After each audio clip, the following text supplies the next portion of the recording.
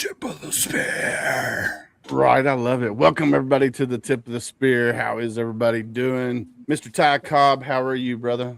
I'm doing great, man. Appreciate you letting me come together every month when we do the tip of the spear. Seems like we get new podcasters on, so it's great and exciting. Yeah, it's definitely growing, man. I love it. I think we have like over 40, 50 people in the email chain for everything. So I love it. So I just wish it keeps growing. And that's the whole thing. Just the tip of the spear keeps growing. That way we can talk about things. And glad you're back again. Mr. John Cole, how are you, sir? Doing good, brother. How about yourself? I am doing wonderful, my friend. Welcome to this tip of the spear. I know this is your first time being here. I want to say thanks to where did we get connected? Was it through Marie or was it through? It was me. I added him. Yeah, I'm pretty sure it was Marie. I know we connected somewhere, but we were also. Was you in Cav? Were you in Cavart's? Yeah, I added him. Yeah. So John had me on his show. We got connected through a podcasting site, and I had him on my show, or he had me on his show, and then I introduced him to Tip of the Spear and Cavart's. So really glad that he's nice. Yeah, that's where I heard about him on the Cav Arts last month, I think. Yeah, the art of podcasting. Yeah, that we did. So I love it. And then I got Marie's networking, so we're gonna have Marie on the Triple Threat Vet podcast here pretty soon. I'm sure we'll do some swaps. awesome. Yeah. Perfect. Miss Carol Lee, welcome back, my friend. How are you? I'm doing great. It's wonderful to be here.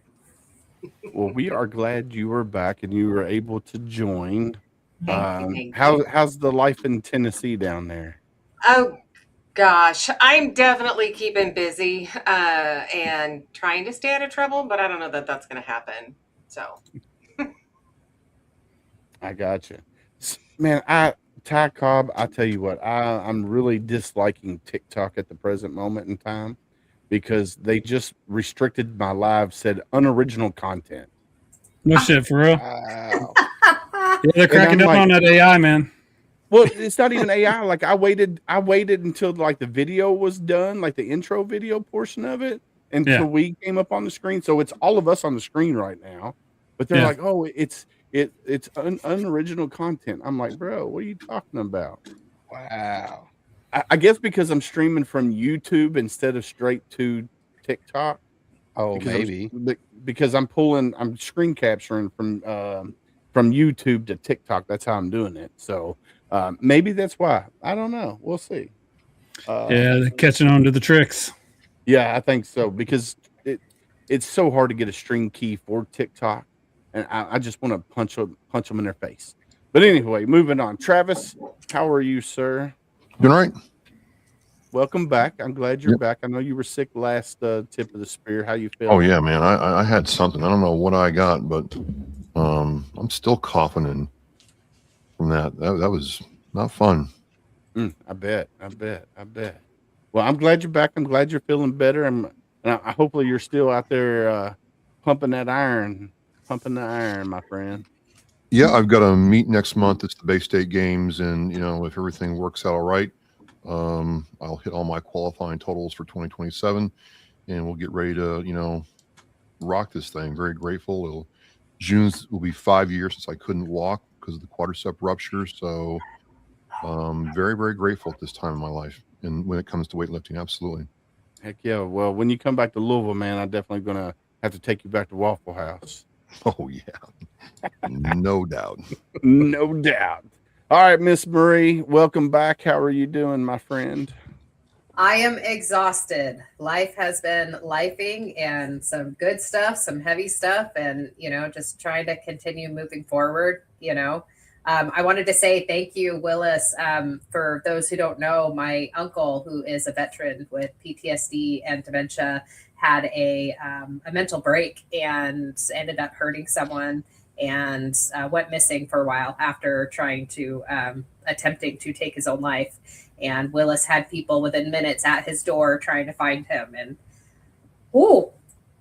I was really grateful that Willis was, that this community is just so supportive. So currently he is in jail. We're trying to get him some support, get him the mental health that he needs, and so it's just heartbreaking to hear. We've talked about this before where, somebody has a mental break and they end up in jail instead of in treatment. And, we're going through that right now. So I'm just grateful that the veteran community is so supportive. And Willis, I just want to say thank you so much. My bio mom is just so grateful. Our family is just super grateful. So thank you for helping out. No thanks needed. That's what I'm here for. That's what we should all be doing as the veteran community. We all should be here supporting. Luckily I have a really good network of veterans here in Kentucky. And all I did was make a post and say, hey, do I have anybody in this area? And within minutes, I had people reaching out to me. We had Kevin go down there. He knocked on his door that first day. And they've been working on it. I mean, we got a Facebook Messenger group with everybody that's working on it. And it seems like hopefully they're going to do the mental health aspect of things and get him at the VA because I believe they're trying to push it over there. So, and it looks like it might be going that route, especially if he's, with the dementia and everything else that's going on. Hopefully they can get him into the VA psych ward and he doesn't have to spend time in jail. Yeah.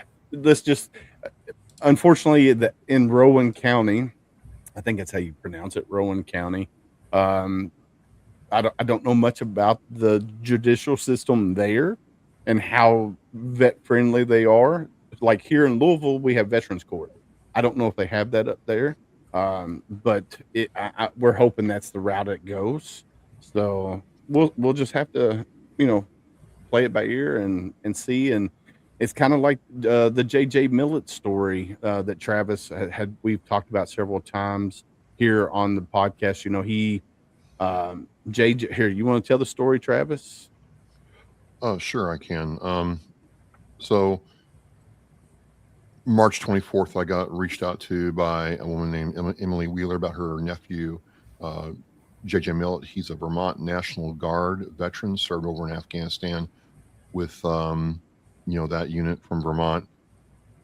He was getting treatment from the VA for depression and PTSD. His meds were changed in January. And in February, he had a psychotic event, breakdown, whatever you want to call it. He called the 988 crisis line saying that he needed help and that he was in a bad way. And the crisis line contacted the Vermont State Police. They got him to turn himself in at the Vermont State Police barracks. And he surrendered his firearm and his pocket knife and his stuff, and they got back into VA care. While he was in VA care, because of the nature of this, there was a search warrant executed on his property, and the state police found a journal that they turned over to the prosecutor for the county in Vermont, and she decided that the contents of that journal raised this to a domestic terrorism issue. And it was argued that this is not domestic terrorism. He was keeping a journal of his treatment as he, was supposed to be doing. And, I don't know about you all, even when I was getting my quadricep rupture recovery, doing PT at the VA, I was encouraged to keep a journal to, tell how I felt, which was pretty bad. I wasn't in a good place during that time. Right. And so, this has been a real weird situation where he did not hurt anybody, did not want to hurt anybody, followed everything that he was told to do by the crisis line and the police, and it's being charged with domestic terrorism law. And, this state and other states like Kentucky have a veterans court. This won't go to that court because Vermont doesn't have one. And so his lawyer, who's a veteran, argued successfully to have him released into his sister's recognizance, his sister's care. And he was doing everything great. And then he got released into his own care. And upon further analysis of the journal, the judge forbade the prosecution of referring to it as a manifesto. they have to refer to it as a journal, done for VA counseling, which is a huge story because people are selling this as a crazy veteran story, veteran acting weird and all that stuff. And so last month I got to go to Vermont and meet JJ personally at a fundraiser held by his local VFW and the Combat Vets Association Motorcycle Club. And I meet him, and it was like, wow. I mean, there's not a lot up there. It's primarily farm country. It reminded me of where I grew up in Illinois. And these are just hardworking, community people who feel like one of their own is getting railroaded. And as I'm sitting there talking with him and seeing people come up and talk with him, and they're talking to me, he says to me, "Yeah, this is bad. I'm very worried because, oh yeah, by the way, this carries a mandatory 20-year sentence. If this goes through, he's in jail for 20 years. No parole, no nothing. He's in jail for 20 years. So he'll be 58 years old, 56, 58 when he gets out." Mm. But his thing was, this has been hard on me. I'm, stressed out, money, all that other stuff. But he's like, if I go through this and I think I can beat this, I don't think I've done anything wrong, and I'm not going to take a plea deal. But if I go through this and this helps other veterans from going through the same thing, then this to me was worth going through, and I won't complain at all. And that kind of did it for me. I mean, not like, oh, woe is me, poor me, give me money, I need this, I need that. I simply don't want any other veteran to go through that. So I'm sitting there, I'm talking to a colonel that I know who's done a lot of work in CID for the Army and other things, and is very well connected. He heard about this story, and he's getting other people involved. And I can say now that he is doing pro bono work for the defense, and he's also working with Tom Ridge. If you need to know who Tom Ridge is, Tom Ridge was the first Secretary of Homeland Defense for our country. Oh, nice. And so they're looking at this and like, this does not rise to the level of domestic terrorism at all. And they're starting to look at his journals. They're looking at everything. They're like, he's like, I agree with you, Travis. This looks like a prosecutor who had a chance to railroad a veteran and didn't think anybody would fight back. And I've gotten people telling me now, hey, we're hearing about this JJ story. You want to do stuff. So where it stands right now is that there's more and more information being collated for the defense. That there's, more work being done. But the latest thing is he got a letter from a psychiatrist saying that this was the direct result of medical-induced psychosis. So again, when they changed his meds, this led to the actual event. So he's got that. And the goal is to keep raising awareness, keep the story in the spotlight, support the family however can be supported, and not to take a plea deal at all. And the prosecution's already approached him several times trying to get him to take a plea deal. And he doesn't feel like, and he shouldn't either, because the prosecution wants a conviction. That's what they want. And so it stinks that we're even having to have this conversation. It shows that, there's a lot of work to be done in this area for veterans. It also underscores the importance of a veterans court for veterans and other things that, have to be taken into consideration when you have a veteran doing this. And then the law itself might need to be changed. His cousin is drafting the law to rectify what happened to her cousin. And his cousin Elizabeth is a professor of Homeland Security and Cybersecurity for the University of Auburn, Albany, in New York. So it's a long road. His trial date is in November, but if it doesn't get dropped outright, which it doesn't look like it's going to get to, the idea is to have an overwhelming show of force and evidence to, hey, you're going to put this in front of a jury of his peers, this is not going to go well. And the judge already wrote that opinion. The judge said, hey, we got to follow the law. The law is the law, and we can't just, rule on this. But if you put this in front of a jury of your peers, based on the evidence, this is not going to go anywhere. And I'm totally fine with that. So there's more to happen. There's more people to talk to. There's more being done. And again, we all of us, in our own way can, whatever the issue is, whether it's JJ or somebody else, as long as we are making sure people hear about these issues, prosecutors, landlords, employers can't just, run over a veteran because it's just expedient to do so.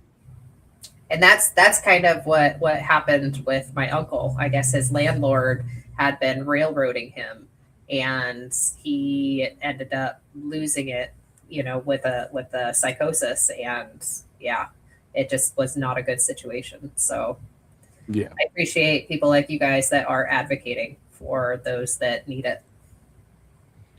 Well, we got Mr. Adam Bird in the house. What's going on, boss man? How's everybody doing?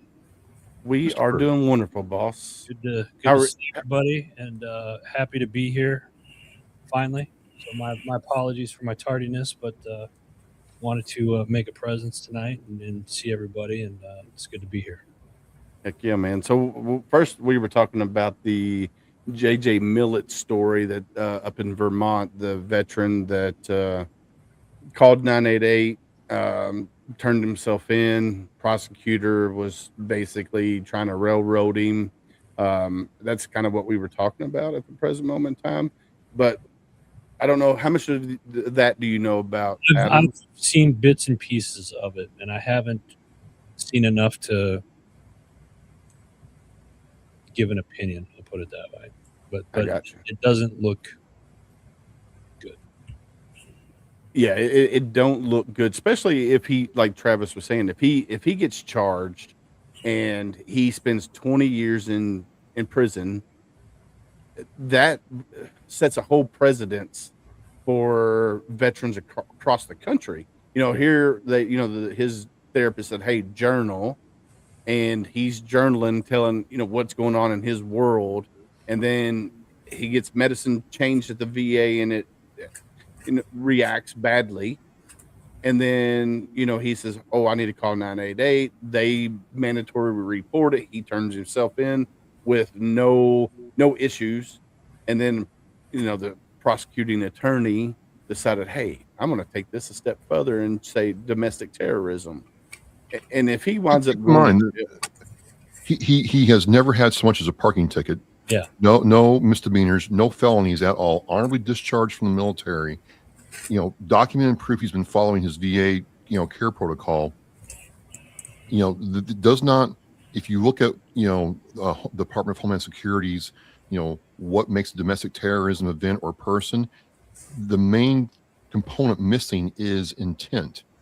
Yeah. There's no intent, and there's also no follow through. It really shows how justice can be made to be blind really quickly. So, when you look at all that and then look at the people getting involved, it's like, okay, I think we have something that we can advocate for here. But to Marie's point, anytime one of us advocates for another veteran, regardless if it's JJ or somebody else, it's just one less opportunity for someone to make a veteran less than. And I think that's the important thing that I'm learning at this point. Yeah, for sure. For sure. All right. So I want to talk about some key legislation that's kind of going on right now in the world of politics, right? We got the Major Richard Starr Act, which they've been trying to push that for how many moons now. And then they just came up with Take Care of America Veterans Act as well. So kind of going back, what is the Major Richard Starr Act?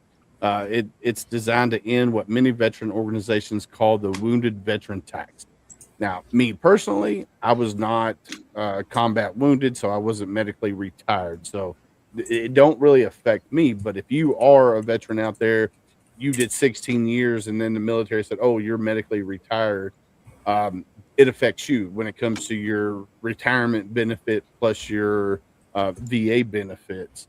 And it says right here that it would allow eligible combat injured medically retired veterans to receive both their military retirement pay and VA disability compensation concurrently, eliminate the offset that currently reduces retirement pay.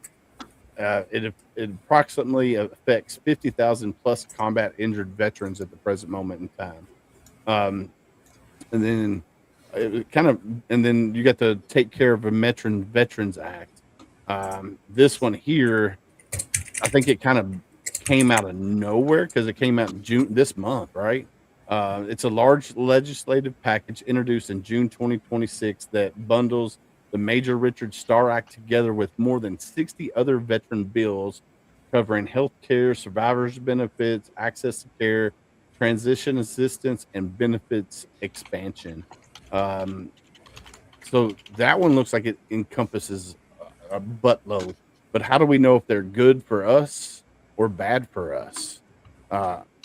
Anybody want to take a stab at any one of these? So I think with the Major Richards Act, it's one of those things that I think is a great thing, because let's take the 4-year Marine or the 4-year soldier that gets blown up by an IED, loses his leg, he can no longer continue service, and he just gets medically retired. Or he might not even get medically retired. I mean, maybe something else that happens when he's out processing. I think this is to benefit them probably the most, in my opinion, because I had to retire early because of the medical stuff. So I wouldn't even qualify for this act, or the benefits that would come with this act if passed. But the ones that did 4-6 years and went on multiple deployments and got either IED blast, PTSD, and they just could no longer continue their service because of those injuries, and all they got was a handshake and a pat on the back out the door. These are the ones that are going to benefit the most from it, I think. Anybody else? I don't know anything about it, so I don't have much that I can contribute. Okay. Now, Carol Lee, was your youngest, was he medically retired, or what happened with him? No, he was medically separated, so he was not medically retired. Okay. And that was me too. So does this act have something to do with medically discharged or only medically retired? I think Only just medically retired. Yeah, medically retired. Because basically what it is if you did 16 years and you got medically retired at 16 years, well, your retirement benefit would be offset because you didn't do your full 20. So basically it kind of breaks it down here. Let me see right here. All right. So imagine a combat wounded Army staff sergeant. I don't know what they get paid. Medical retirement is $2,500 a month. VA disability compensation is $2,000 a month. Current law, retirement pay reduced by $2,000. So your retirement would go from $2,500 to $500 a month. Veteran receives $500 retirement and $2,000 VA compensation, so making it a total of $2,500 a month. So you're losing out on $2,000 a month because you didn't do your full 20, even though the military said, "Oh, you got to retire." So basically, the act would change that, where if you were medically retired, you would get the full 2,500, and then plus the 2,000 from the VA compensation. So you would get a total of $4,500 a month, basically, is what that's saying. So like Gunny, he's affected by this. Now, he's also on the other side because he has other VA benefits that he gets because he's a Purple Heart veteran and all of this. So they get some combat injured pay as well, other than his retirement. So he's kind of on the fence if it would be good for him or if it would be bad for him. Like I said, I didn't do 20 years in the military, so it doesn't really affect me too much. But if it is affecting that much pay on people that did say 14, 15 years and were medically separated or medically retired, then, it's one of those things, give or take. So you guys, let's talk about the Take Care of America's Veterans Act. So this is where the controversy begins. The Take Care of America's Veterans Act is a large legislative package containing Major Richard Starr Act, more than 60 additional veterans bill, healthcare reforms, survivor benefits, modernize whatever measures, transition assistance programs. So basically, like tetanitis right now it's 10%, right? That would go away. It would be considered a symptom rather than a separate disability. So they're going to try to do away with that. Now, if you already are rated for tetanitis, they can't take that away from you. But it said future claimants would no longer receive a standalone tetanitis rating, which we all know. Can I just say one thing on that? Mm-hmm. This sounds like kind of a similar thing that they're trying to do with sleep apnea. They're trying to take away the disability percentage for sleep apnea or lower it down, or they already did, or something like that. And then tinnitus, because the idea is so many people are getting rated for tinnitus and for sleep apnea. If there is that many people that are getting diagnosed with these things, why are you punishing us for something that you are clearly doing to everybody? Yeah. Like everybody should get like an automatic disability percentage because sleep apnea and tinnitus are so regular. Why are you trying to punish us by taking that disability away when clearly it is documented that it is coming from the military? Oh, that stuff makes me so mad. Sorry. But, no, you're fine. That pisses me off. I hate hearing that kind of stuff. You are the ones that caused the thing. Why is it being taken? Why are we getting punished for it? Yeah, but it's so hard. So to get sleep apnea as a primary disability, it's really hard. So right now I'm fighting. Why is it? Facebook just stopped out. There we go. So I got denied sleep apnea because they said it's not service connected. Right. So I just filed a secondary to link it to PTSD, anxiety, and all of that. So what I did, I went and had another sleep study done, even though my CPAP originally was not with the VA. So I did it outside. Right. And then I moved it to the VA just recently. So I went and had another sleep study done. And then I talked with my therapist and said, hey, and I talked to both of them. I said, hey, can you guys write me a letter, a nexus letter saying that this is how this is linked together? Now, the sleep doctor said, well, I can't, I'm not, I don't do depression and anxiety and all of that. So I can't link those two together. My therapist said, yeah, I can link it from the studies. So I had both of them write a letter. Then myself, I wrote a letter, and then I had my wife write a letter as well, and we just submitted that. But what this is saying here with this new Take Care of America's Veterans Act, sleep apnea, currently CPAP usually generally qualifies for a 50% rating. That's what it generally qualifies for. And they're trying to drop it. Right. So it says for a single veteran in 2026, a 50% rating is worth roughly $1,100 per month in tax-free compensation. Proposed changes would be moved to a symptom-based system. So depending on how severe your sleep apnea is, and then eliminate the automatic 50% rating tied to CPAP use. That's crazy. So that's just again punishing us for something that you have clearly done. If there's that many people that have it, there is a reason. Sorry, Adam was just going to say something. I've been tracking this a little bit, and I'm seeing a lot of it online the last couple of weeks, and the biggest,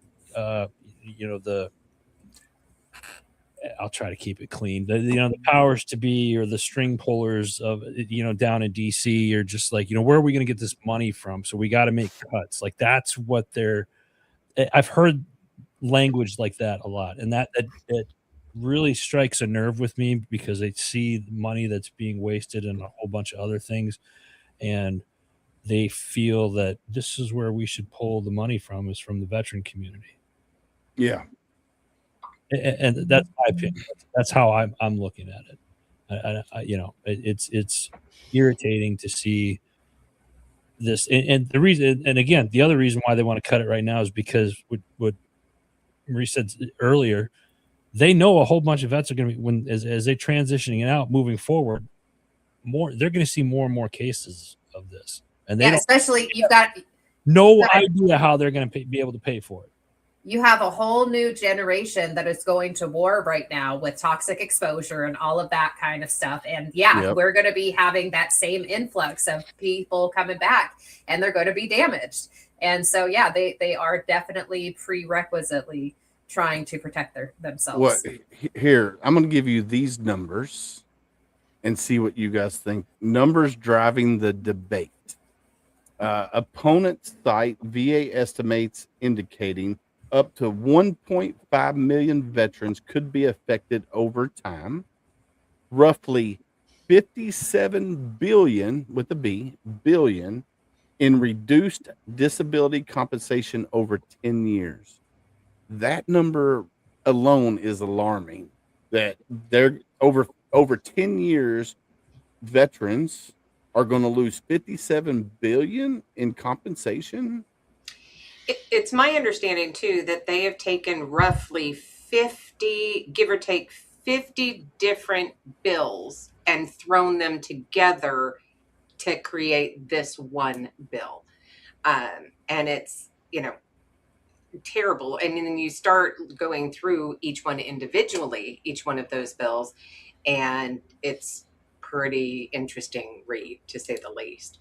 So it includes, they've got some in there that are fine, they're great, but when you start going through and looking at all of them, I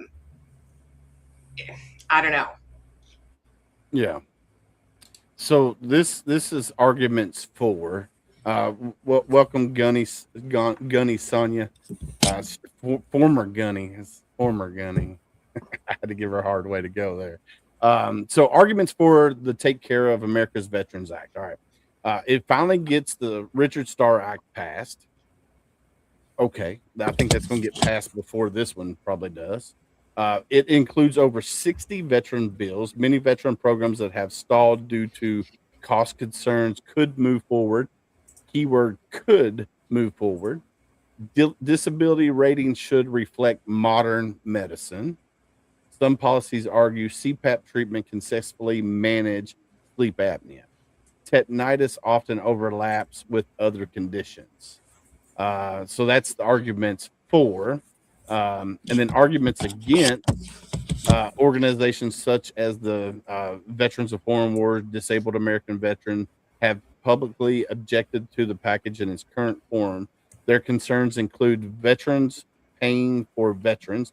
They argue Congress is funding one group of veterans by reducing benefits available to another group of veterans. Tetanitis and sleep apnea are real disabilities, and I can tell you I suffer from both, so I would agree with that. Many veteran organizations contend tetanitis affects concentration, sleep, and mental health. I can tell you right now, when my ears start ringing, which they normally ring all the time, but sometimes worse than other, it does affect my concentration. It does wake me up from a dead sleep. And when you don't sleep, it affects your mental health. It puts you in a state of depression. Sleep apnea it increases risk of cardiovascular disease, fatigue, and other serious conditions. And then it sets a dangerous precedent. Critics worry that Congress could be altering disability ratings primarily to save money rather than based solely on medical evidence. So I don't know the whole ins and outs of all the bills that are there, but what link, Travis, are you trying to post? But who else wants to jump in on that? I was just going to make a comment about what Carol Lee was saying. I think that it's super sneaky that they do try to put all of these things at once, because you've got a couple things that you're like, oh, this sounds like a really, really good idea. And then they sneakily have all this stuff that comes up underneath it.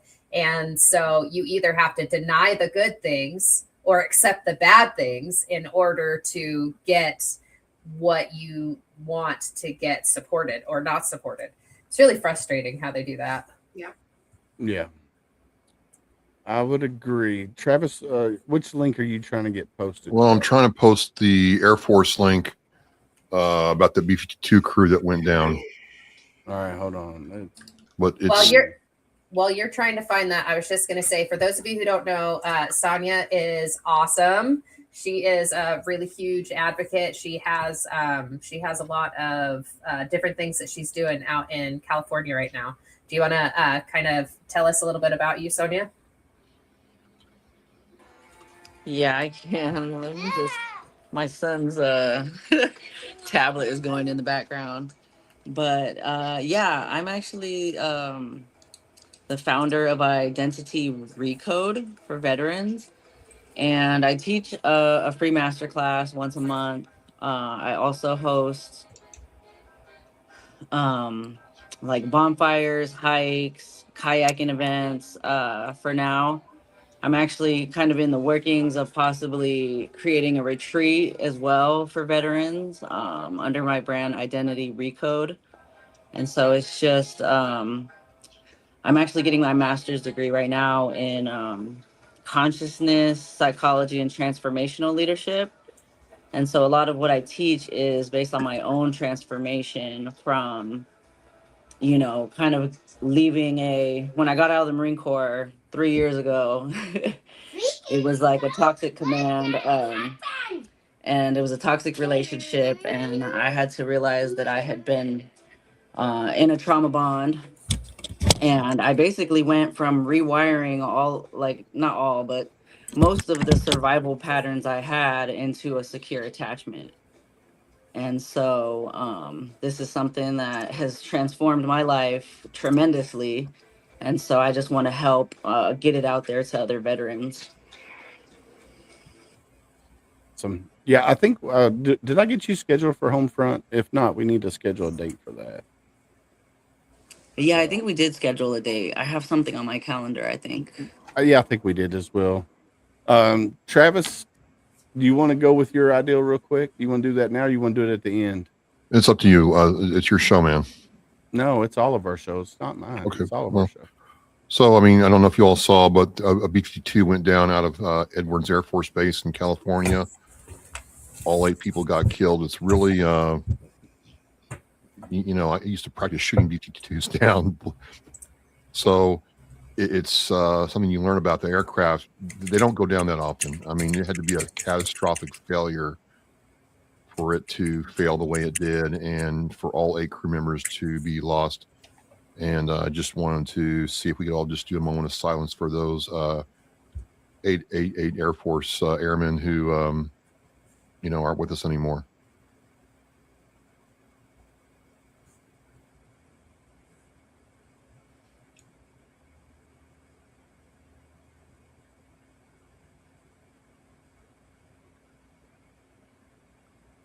Thank you. Do you mind if I read those names? Go for it. Go for it. Yeah. Air Force Colonel Gregory Watson, Lieutenant Colonel Gabriel Estrella, Retired Lieutenant Colonel Miles Middleton, Major Alexander Davis, Major Robert D., Major Brad Hovey, Jerome Smith, Christopher Richard, and he was a flight test engineer, both he and Jeremy. Thank you, Caroline. You're welcome. You said it really good, because I probably would have butchered half those names. I've heard you read. Listen, Linda. Anywho, Sonia, they were asking what your website is for you.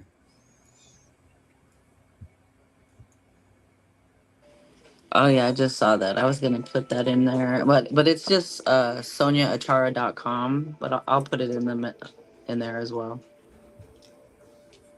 All right. I'm excited to get you on the show to talk more about what you do as well, because I think it's super cool what you're doing.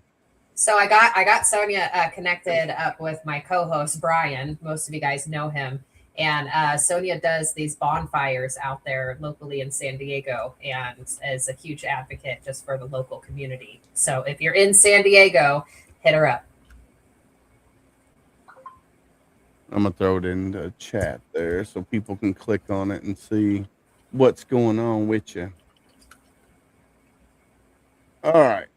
So anybody want to talk about the Take Care of Veterans Act? I know we did the moment of silence there, but I definitely want to talk more about the Major Richard Starr Act and also the Take Care of America's Veterans Act, because I think it's something that is in the forefront of the veteran community at the time, or at this time. And then we could talk about anything else that you guys want to talk about as well. Anybody? So I'm still learning about the Richard Starr Act and how it all works. I'm not going to sit there and say I'm an expert, but one thing that I just know just from watching how our government works, doesn't matter who's in the White House, by the way, once something is taken away, it is almost impossible or never comes back. And if you take away one thing, well, then we can take away another thing and another thing and another thing. And for whatever reason, in the last, 7 to 10 years, veterans, the VA, have been a popular source to take things away from while we spend money. I mean, throw gobs of money at other things that have nothing to do with Americans taking care of, our country or our military. And to Marie's point, I definitely agree with you about this, Marie. If you don't want to pay out these claims, then maybe you should invest in better protective equipment.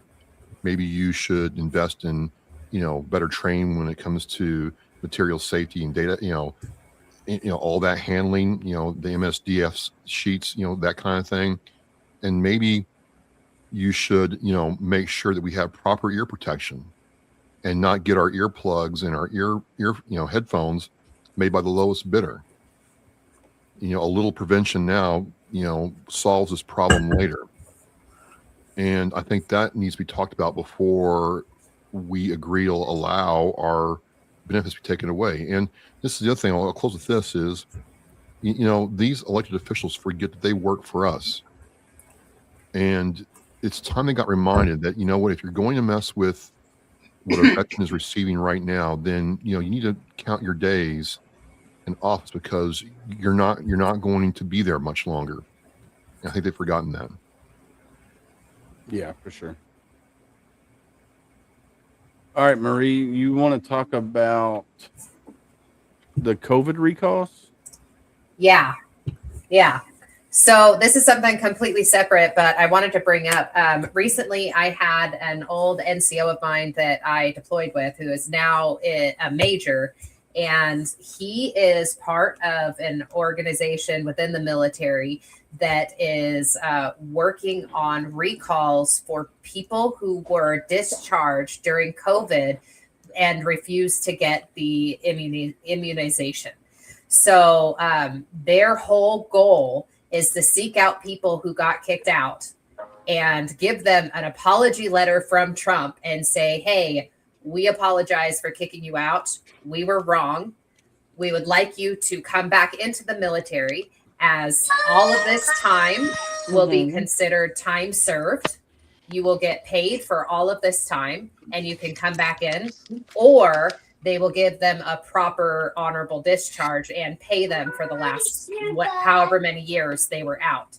So if you or someone were discharged due to COVID and you have not, due to not getting the COVID vaccine, and the military has not reached out to you, contact me. I will get you in contact with Major Cummings is his name. I'll get you in contact with him, and we will see what we can do to get you either reinstated if you want, or get you paid for the time that you were out. And I just want to make sure that that's put out there because he said that Nathan said that they have been seeking out the people who have got out, but some of them kind of fell off the face of the planet and they haven't been able to reach out to them. And a lot of them dealt with a lot of major depression when they got kicked out. And so, if you know anybody who refused the COVID shot and got discharged, let them know that they can come back in or get paid for the time that they've been out. All right. So here's what I found about that.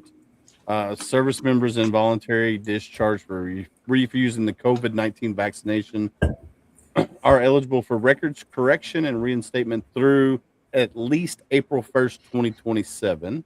Upgraded records, restored rank, back pay are available. So it looks like to facilitate the reintegration of these warriors of conscience, the Department of Defense expanded both the timeline and incentives for former personnel to return. So your reinstatement deadline, April 1st, 2027, reduce service obligation, like Marie said. But it says the required return to service commitment has been cut in half from 4 years to 2 years. This applies to future reinstatements and retroactively to those who already returned. Discharge upgrades, and this is how to apply. Veterans and former service members do not need to wait for automatic reviews and can proactively start the process. Record corrections, if you want to do that, you just you must file a DD form 149, that dreaded DD form, with the appropriate board for your branch. You can learn more at the military department review boards. So all of that will be considered time served, and that's what they're talking about with the records correction. Is they will actually say that these last 6 years will go into your time served. So if you're like going for government retirement or whatnot, all of this will go into it, from my understanding. Okay. Yep, and then they call it a warrior of conscience, because it was the people who said, hey, I don't feel right about getting the shot, or hey, according to my religion, I can't do this. And so they realized that, we punished these people for the wrong thing, and they were just standing up for what they felt was right. And so that's why they have the nickname Warriors of Conscience. Okay. Yeah. I guess that's good in a way. What do you guys think? Yes. Oh, I think it's fantastic. They're getting paid, they're getting time served. Yeah. An apology letter. I think it's wonderful. I think this is good because so when I was going through my medical board, my medical board got delayed because of COVID, and so I had quite a few friends, and a lot of my Marines even did the same thing because, again, religious beliefs. They decided not to get it, and they were forced out. And other than honorable is really what their discharge was. So I think this is a great thing for them because, again, we are always told as service members to stand up for what is right, do what you think is right, and they got penalized for it. And so I think this is a great way for them to get what they really deserve and kind of put the next foot forward for them. I think too that I think it's great that they're getting, what they deserve for standing up for themselves, their beliefs. I wish all of them, every one of them, would get an apology letter for having to take it. I'm not talking just those who got released from duty, but all of them, every single one who had to take it, should probably get an apology letter. Yeah, I would agree. I mean, now your son, Carol Lee, he took it and had an adverse reaction to the COVID shot. He did. I don't know what's going on with that. Like, legal wise, I don't know if there's anything like pending. But I think, because that screwed him up for the rest of his life. It did. So there should be some sort of compensation because they forced him to take the COVID shot. And, he had, the reaction that he did and how it's affected him for the rest of his life. So, well, his compensation, of course, is his VA benefit, his monthly VA disability check. That is compensation. And, it is what it is. He's young, thank goodness. And he's actually right now utilizing his GI Bill and trying to do something with his life instead of just staying at home and doing nothing. So I'm super proud of him. But I mean, he has the documentation in his medical files that he has, that literally he was required to sign, that said that the FDA approved these COVID shots and they were 100% safe. Like literally, that's the wording on them. That's crazy. That is, yeah. There's a guy that I was recently introduced to, and I don't know if it was the COVID shot or if it was another shot, but he had gotten some form of immunization. He didn't tell me which one, but he got some form of immunization and had an adverse reaction, and he is blind now. And he got a medical discharge and got his disability as well. But yeah, that's something that'll affect him his whole life. And so I think that it's wonderful that they are compensating those who got out, knowing that there were some effects. It wasn't tested enough, knowing that it could be damaging, and they're like, yeah, I'm not going to do this. And so I'm grateful that they are being compensated. And it really sucks, to hear that people suffered so much from this, something that's supposed to help. But then, and the fact that they lied saying it was 100% safe, that's just heartbreaking. And I'm so sorry to hear that, Carol. Well, thank you. And then the thing about that is too, how many cases of adverse reactions to that COVID shot in the military were actually accounted for with the powers that be, the reporting system for the adverse reactions for the COVID shot. How many of those went there? Probably none. None. Probably none. Yeah. So I had a buddy that was in the Navy back when I was in the Marines. We got the anthrax vaccination, right? Back then, everybody that was in the military had to get the anthrax vaccination if you were getting deployed. And he got I guess a bad batch of his vaccination. Now he has MS because of the anthrax. So it's just like, and I didn't have a bad reaction to when they gave me the anthrax, but of course the military, we're the guinea pigs of any vaccination, especially if you're getting deployed. They're like, oh, you need this or you need this, and it's just like, how safe is it, really? I mean, it's one of those things. It's like, holy cow. So, let's see. Adam, you're being awful quiet over there. Just taking it all in. I'm trying not to lose my temper. Try not to lose your temper. It's infuriating. It's just because they'll say, well, you guys volunteered for it and you did this, and then, but in the small print, we're going to take care of you when you get out. And then they turn around and you start seeing bills that they're trying to pass. And, somebody said it earlier, it's, they put 5, 6, 10, 20, you get these 1,000+ page bills. They expect us not to sit there and read it. Let's be honest, most people won't. Right. And that's how, I don't want to sound like a conspiracy. No, do it. That's what I don't. Those things where it's just like, that's how they get away with stuff. And then they wonder why, all of a sudden we're the bad guys. Like, oh, that would never happen. Well, the government takes care of. I think it's funny when you have the people that are eyes wide shut. They're looking, but they don't see. It's listen, I'm a guy, I've said this on different interviews and stuff. Like, I went through college with the mindset of a D will get you a degree. And that's certainly not nothing to brag about, but I got the piece of paper, and if I can see what's going on, and I questioned, like, why can't everybody else see what's really happening? You know, and Yeah. and I think we're becoming so, as a society, I think we're seeing more and more people just like, okay, well, we're kind of used to seeing that, and I think we got it. I think, especially in the veteran community, I think we're getting to a point where, okay, there's enough of us now that have had enough of the BS.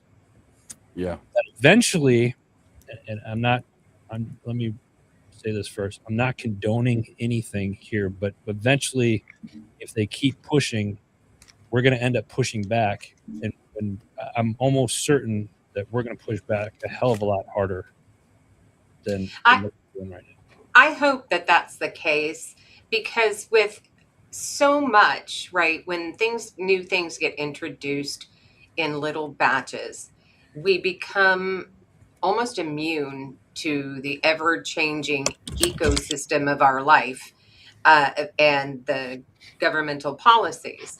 And so when something else occurs that is not beneficial to us as a society, we just ignore it and figure, well, that's life. Right. So my hope is that you're correct, Adam, that the veteran community doesn't downplay this, and that they really stay on top of it. And, because let's face it, there's a lot of veterans who would prefer to just, this is my safe space, right? This is my area, and I don't want to involve myself outside of that because it's stressful. Yeah. Yep. Yeah. So, yeah, there's just, I think we as veterans, there's enough of us, like Adam said, there's enough of us that we can push back. Kind of like when, the VA was going to change what they were going to change, and everybody's like, oh, no, we're not doing that. And then they rescinded it pretty much the same day, right? And then it's kind of like the J.J. Millett story, or Marie's uncle down here in Kentucky. If we as veterans stand up and say, hey, enough is enough, I think we can help help these veterans out. And that's what we need to do. We need to be a cohesive unit, Yes. like we were when we were in the military. And if enough of us stand up and say, hey, enough is enough, this is what needs to happen, I think we can make changes. And now I will tell you, we talk about it all the time on HomeFront SitRep, and I'm sure other guys here with their podcast, they talk about it as well. It starts at the local level. You got to get the veterans in your area, whether your local county, your local state, wherever, and make changes locally. And then from there, you can go state, and then you can go from state to federal. So changes need to be made, because we're not guinea pigs, and we're not here for the federal government to say, oh, well, they don't matter anymore because we're not still serving our country. But yet here we are still serving our brothers and sisters. So I think that's what needs to happen, a grassroots movement, so we can help eliminate some of the, as Adam said a while ago, bullshit that's going on. I think that's what we need to do. So anywho, so I got an email. Who here has heard of Challenge America? Anybody here has heard of Challenge America? That's All right, the Cav Arts. That's the people that do the Cav Arts. Yes, they do the Challenge America. They had, so Challenge America is two parts. You got the female veteran side of things, which is the Military Sisters Initiative. Well, I forget what it's called. And then you have Challenge America, which I'm going to throw their website here in chat. We got an email. So CavArt's website, or Challenge America website's coming up. So we got an email from Megan. We love Megan within the CavArts community. She says, we're excited to share news about a very special event with you. As America approaches its 250th anniversary, Challenge America is issuing a challenge to the nation to build the next 250 years with the same commitment, courage, and sacrifice demonstrated by those who serve. On July 20th, 2026, at the iconic Grand Ole Opry, Challenge America will launch a national movement dedicated to honoring veterans, service members, military families, and caregivers, past, present, and future, featuring Vince Gill, Amy Grant, and special guests. The historic gathering will unite leaders from across philanthropy, healthcare, business, entertainment, and the military community around one shared mission to ensure that no veteran or military family suffers in silence. So the website's here in chat. You can actually go to the website Challenge America. Across the top, it says July 2026 Grand Ole Opry. Click on that, and it'll tell you more about what's going on there. I definitely wanted to get that out there because I live 2.5 hours from Nashville, and I'm hoping I can go. I'm hoping I can talk the wife into going down there. It's right down the road. Yeah. So you can go to the website and you can buy your tickets on. Well, actually, here's the link for tickets. Copy. I'll throw the link here in chat as well for buying the tickets. Somebody already beat me to it. ICOM. That's what you hired me for, dog. That's right. That's right. Wait, you're getting paid for this? No, He gets Scooby snacks. Oh, there we go. I guess I'm voluntold, but it's still a job. Hey, while you're looking for that, I just want to wax poetic about something, man. Like, Go for it. this is why I love doing this podcast with you guys. You know, I watch y'all social media, and you probably see me comment and like sometimes. But the overarching thing that I'm seeing here today is there's a lot of people that do a lot of digging into finding a lot of good information for veterans. And I think it's incumbent upon the veterans that, like Marie talked about, that served the global war on terror, and then all these brand new veterans that are going to be encountering the same things over different battlefields across the world. It's crazy what they're going to have to deal with. And I do think it's a terrible precedent. I know I didn't talk much during the show. It's a terrible precedent to set up veterans to be just ramrodded like that. That's a terrible precedent to set for legalities. But here, the overarching thing that we've talked about today has been about education, and the education that is available at your local VFWs. I live in Texas, so the Texas legislative representatives for VFW District 4 here in Houston is a guy named Victor Ramirez. So he explains these things to us, you know, what's the good, the bad, and he keeps the veterans that are part of the VFW very informed. So I would encourage you to get out there and get that education, and watch these podcasts, because our podcast really just talks about veteran stories. But being on this podcast just gives me whiplash for all the knowledge and all the things you go through, because I deployed 7 times during the global war on terror. I was the wet dream of the VA care. Everything that ever happened to me was documented. I was a first time go 100%. The medical board process turned into a 18-year medical retirement, and just everything perfect happened for me. So I love the fact that there's people fighting. I love the fact that our system's got to get better, and there's people like you out there doing it. Like it makes you realize how much you don't freaking pay attention. So all you veterans out there and active duty service members, train hard. I wrote some notes here. Train hard, document everything you do, change your diet to be able to outrun a lot of these things that will happen to you in war. That's I think that's the overarching advice we've got here today. Take it away, brother. Yes, sir. Yes, sir. So the link in there, if you want to buy the tickets, is in there, so you can click on that, get the tickets. If you're close to the Nashville area, go support. I will tell you, Challenge America, they do amazing things.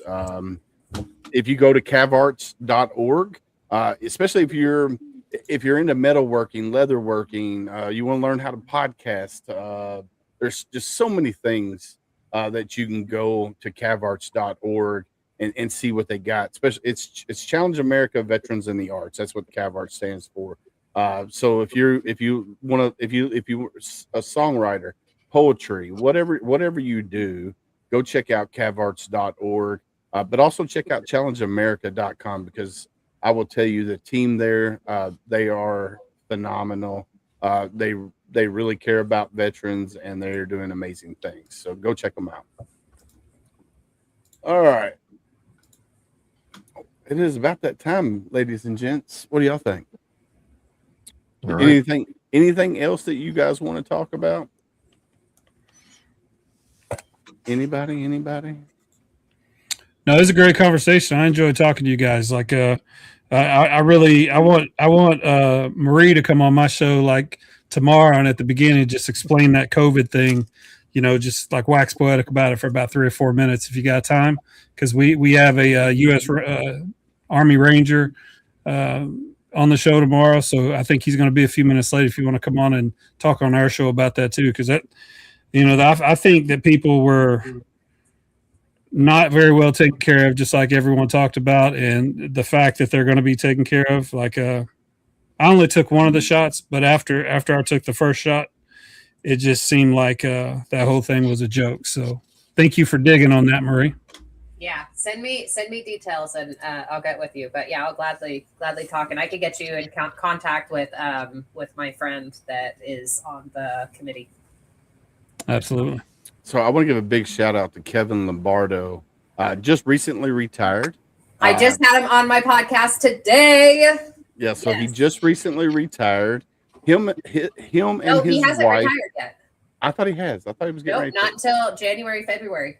All right, so he's getting ready to retire. Yeah. Him and his wife Sandy, they created Boots to Beaches. If you want to go on a vacation, check out Boots to Beaches. It is awesome. Gunny Deeds was the first recipient. I was just gonna say Kevin's been in the military for over 30 years. Yeah.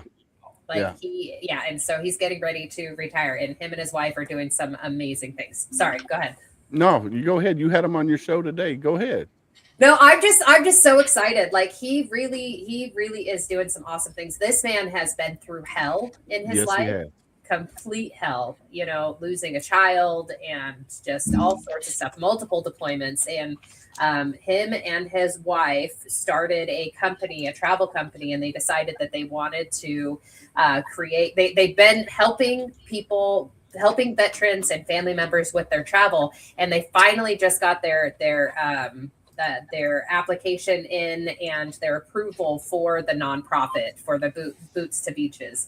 And so they've been doing it for years. And like Willis was just saying, Gunny was the first recipient of their official, program. And so they're doing some really awesome things. If you guys want to donate to help them out, if you are looking for a vacation, they will pay for the trip for you. So they've got, I think he said something like 60 applications at the moment. So it might be a little while, but if you are interested in helping out, reach out to him.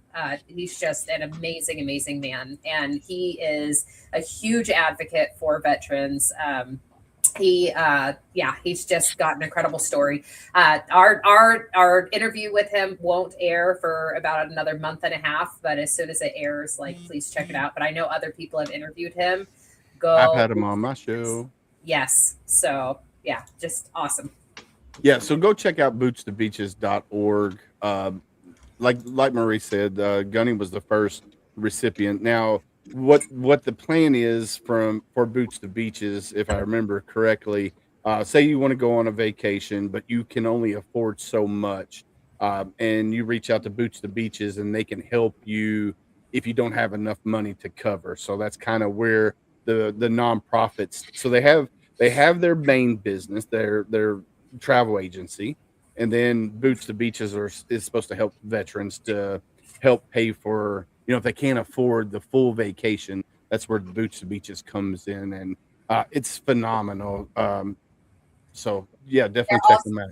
Yeah, they're also one of the ways that they got connected with Gunny is that they partner with a program called Blue Skies for Good Guys and Gals.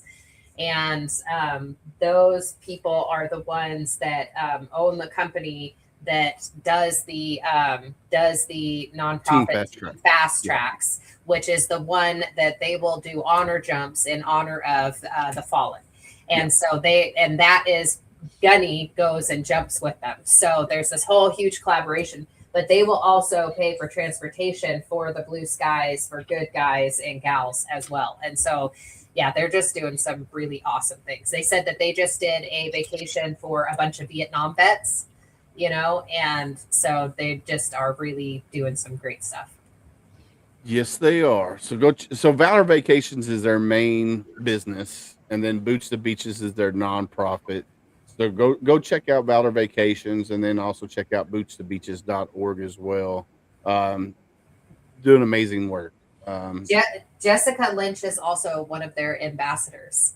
Yep. And they've got some really awesome people on their board. So there's a lot of people that are involved with it. All right. Well, it is time to wrap it up. And you know what that means. Who's going first? Who's going first? You know how to wrap it up, Travis. You're first.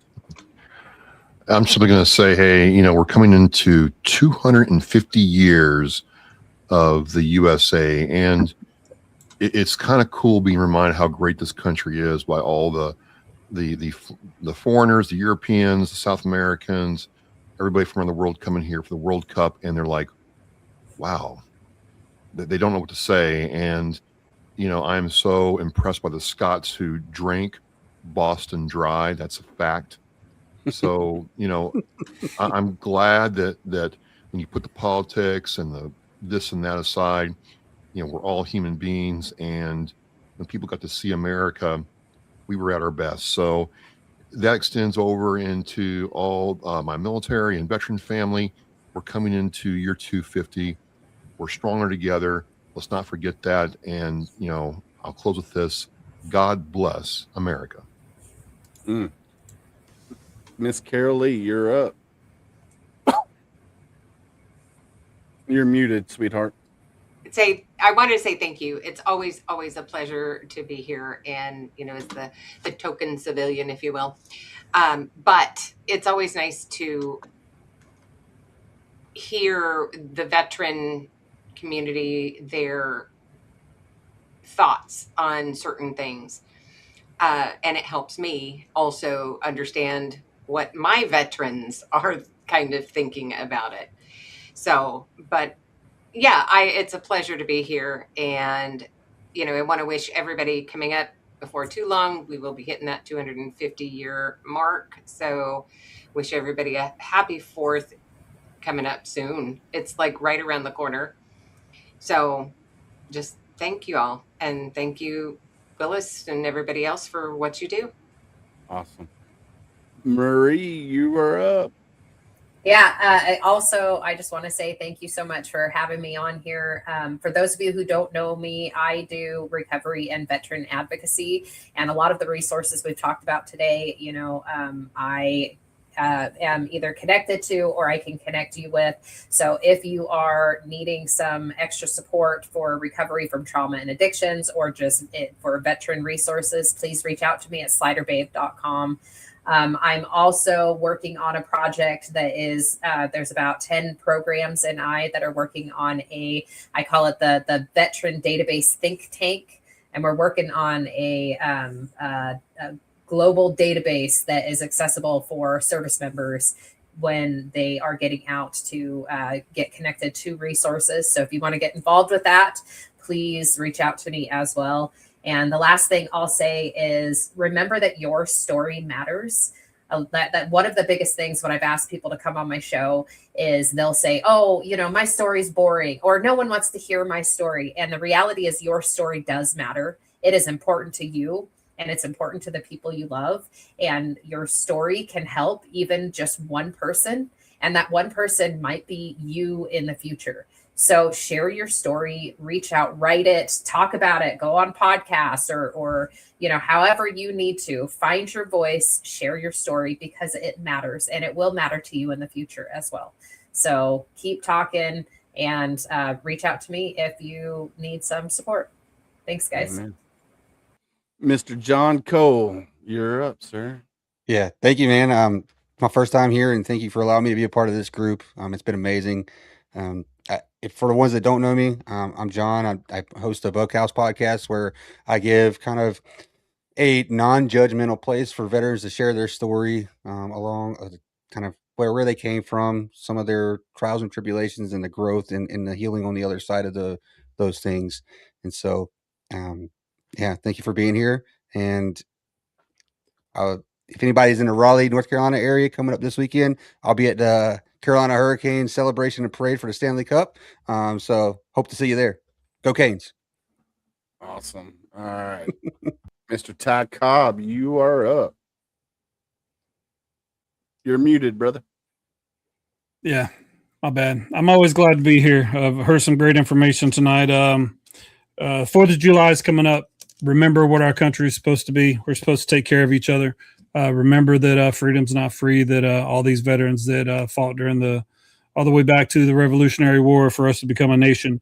I know we've got a lot of stuff going on. I know there's a lot of bad stuff going on, and our brains aren't really shaped and fitted to be able to take on as much information as we do. But get out there, touch some grass. It's a nonprofit I work with. Their tagline is "Get Out There," the Project Zero. So the biggest thing that's helped an old grumpy veteran like me that for so many years was out there deploying and then coming back and then getting divorced and all these things that happen to you. I've always had such a very big network, and this network here means a lot to me. But go out and watch the Bunkhouse podcast. Go out and watch Sonya. Go out and watch Adam Bird. I mean, go watch Travis Partington. His voice is cool enough to listen to on your drive, and the intelligence and all the digging that's going on with Carol Lee and Marie. And then I just met John Cole recently. I mean, man, great stuff you're doing here, Willis. Love you. And don't forget to watch the Triple Threat Vet podcast every Thursday, 7 p.m. Awesome. All right. Can you hear us, Gunny?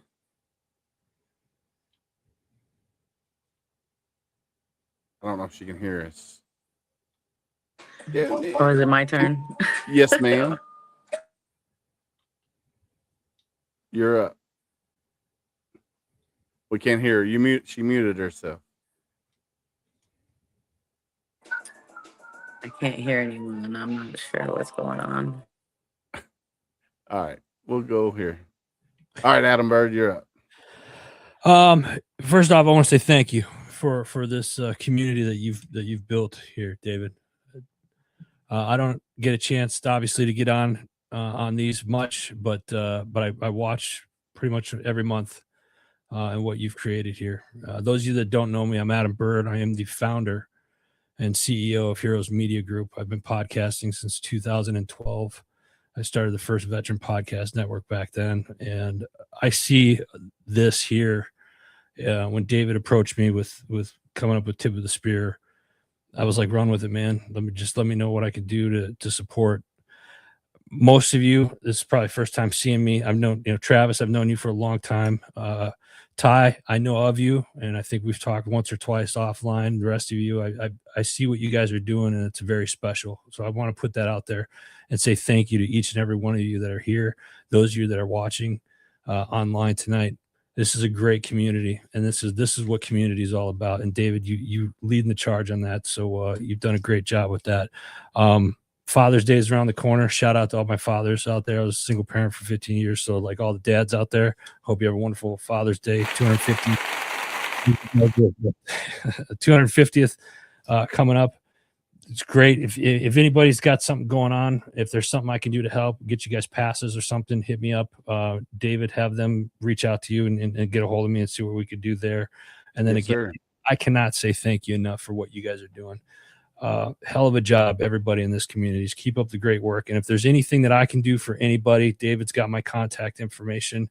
Feel free to reach out at any time. Thank you. All right. It is my turn. Listen, I want to thank everybody that is a part of the Tip of the Spear. When I first came up with the idea to do it, I was like, hey, we need to all come together and support each other because that's the only way. And then plus networking. Like Marie said earlier, she reached out to me and said, hey, my uncle's in Moorhead, Kentucky. Ain't been seen in 2 days. Can you help me? Within 30 minutes, we had somebody knocking on his door. Within a day and a half, we located him. He was in the hospital. And now we got a group text with everybody, and we're got him a lawyer. Hopefully we can get him moved to the VA. That's what the tip of the spear is about. It's about that networking and building that community across the nation. That's why we do that.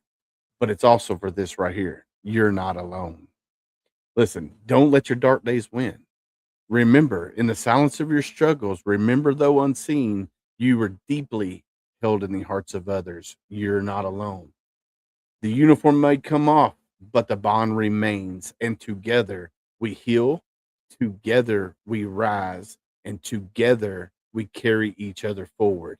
And be someone stranger. When you're out and about and you look and you see somebody and it looks like they're having a bad day, go up to them, ask them how they're doing. If they give you the red flags, I'm okay. I'm hanging in there. I'm living the dream. That's the next part. How are you really doing? And be ready for that conversation. It could be a 5-minute conversation. It could be an 8-hour conversation. You have to be ready for that. You have to be ready for that conversation. And just listen. Because a lot of times we just want to get the information, the demons out of our heads. We don't need somebody to fix us. We just need somebody to listen to us. So just ask the next hard question. How are you really doing? And then this right here, it takes a village. Listen, that's what this is. This is my village. The tip of the spear is my village. Everybody in here I can reach out to. I can reach out to Travis, Carol Lee, Ty, Marie, Adam. I just met John, but I sure know I could reach out to him and say, hey, I got this problem. Can you help me out? So it takes a village. And everybody has this right here. Their cell phone has contacts in it. Mine has a little over 2,000 contacts. Go to your contacts, scroll through it, boom, click on it, call that person. They don't answer, leave a message, say, hey man, it's Willis. Just calling to check in on you, see how you're doing. If they don't answer, hang up, call back, do somebody else. So it takes a village. But I want to say thank you to everybody that comes back every month, every last Wednesday of the month. Unfortunately, we had to do it at the Wednesday before because of my wife's birthday. But our next episode will be July 29th.